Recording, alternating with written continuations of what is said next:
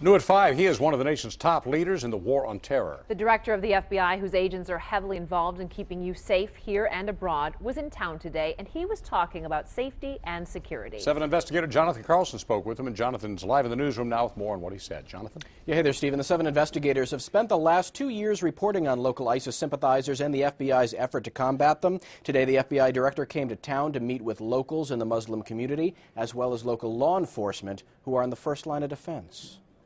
Law enforcement cooperation, often the key to fighting crime. Most of the major metro counties and cities were represented here today as the FBI director paid a visit to Detroit. We work crimes against children, gangs, kidnappings, white-collar crimes of all kinds, securities fraud, healthcare fraud. He was in town to meet with not only local crime fighters, but also members of the community with concerns over how police locally and federally treat them. The terror watch list was discussed. I think we've made steps to make it better. This after some claim to have been erroneously placed on it.